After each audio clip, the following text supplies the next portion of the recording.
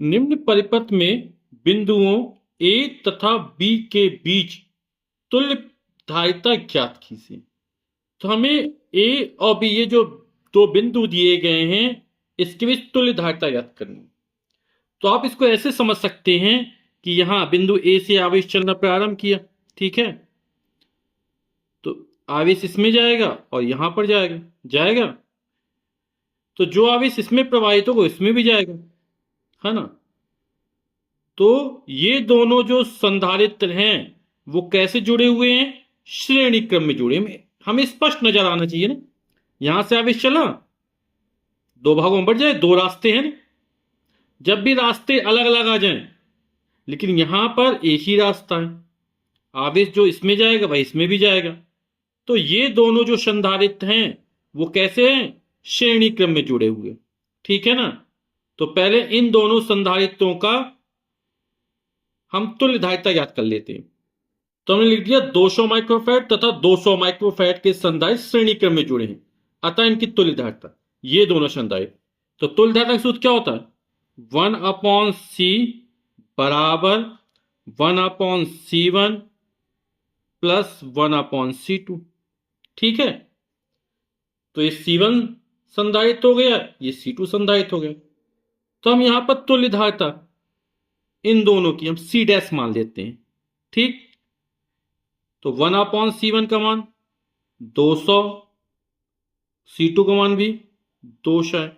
1/200 1/200 कितना हो जाएगा, 2/200 हो जाएगा, ठीक। 2 1 कम 2, 2 1 कम 2, 100 बार जाएगा। तो 1/C डैश बार कितना, 1/100 हो गया। क्रॉस मल्टीप्लाई कर देंगे तो C डैश बराबर निकल आएगा 100 माइक्रोफैराड। यहां पर आप इन दोनों संधारित्रों के स्थान पर एक ऐसा संधारित्र प्रयोग करेंगे जिसकी तुल्य धारिता कितनी हो, 100 माइक्रोफैराड हो। तो चित्र कुछ बदल जाएगा। तो ये 100 माइक्रोफैराड का पहले से था, ये 100 माइक्रोफैराड का पहले से था। इन दोनों की जो तुल्य धारिता निकली वो कितनी निकली, 100 माइक्रोफैराड निकली। तो ये 100 माइक्रोफैराड का हो गया। तो इन दोनों के स्थान पर एक संधारित्र प्रयोग किया जिसकी तुल्य धारिता कितनी, 100 माइक्रोफैराड।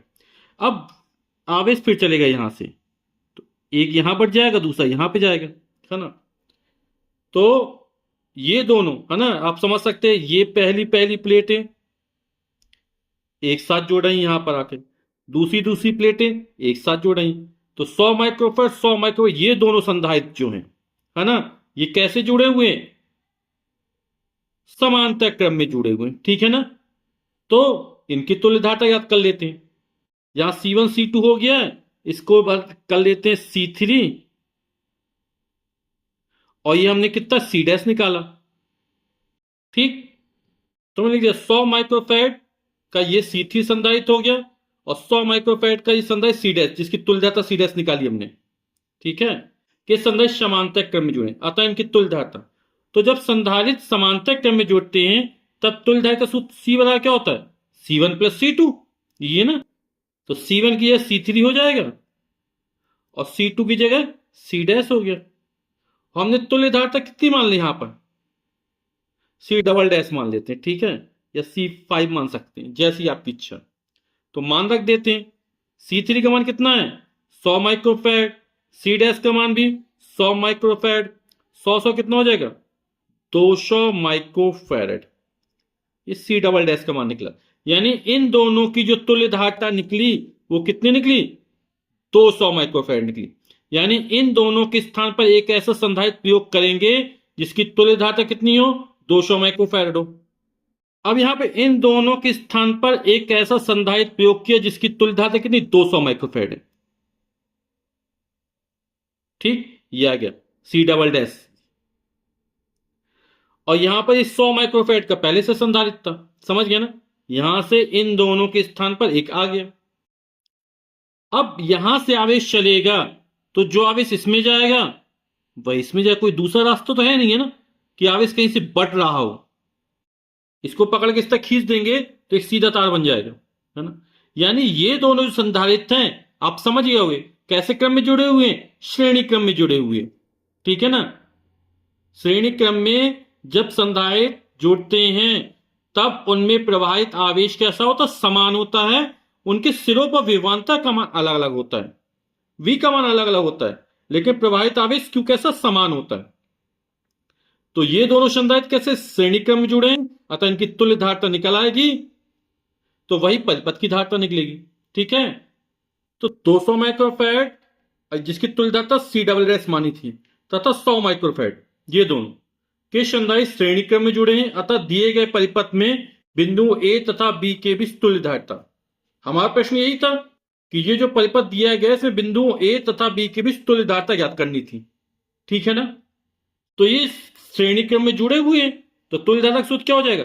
1/C बराबर 1/C1 प्लस 1/C2 होता है। तो यहां पहला संधारित्र 200 माइक्रोफैराड का हो जाएगा और दूसरा वाला 100 माइक्रोफैराड का है। ठीक, 1/C और 1/C1 प्लस 1/C2, तो C1 की C" इसका मान 200 माइक्रोफैराड रख दिया, इसका मान आप कुछ भी C5 मान लीजिए, तो ये हो गया। लघुत्तम कितना आएगा? 200 आएगा। 200 का भाग 200 में एक बार जाए, एक के नाम एक हो जाएगा, प्लस था प्लस लगाया, 100 का भाग 200 में दी, दो बार गया, 2 एक कम 2, 2 में एक जोड़ा, कितना हो जाएगा? 3। तो 1/C बराबर निकला 3/200। तो C का मान निकालना है, तो पलट दो पूरा, तो C बराबर हो जाएगा 200/3 और संधारित्र की धारिता माइक्रोफैराड, ये मात्रक हो गया। तो बिंदुओं A तथा B की जो तुल्य धारिता निकली वो कितनी निकली? 200/3 माइक्रोफैराड, और यही हमारा आंसर हो जाएगा।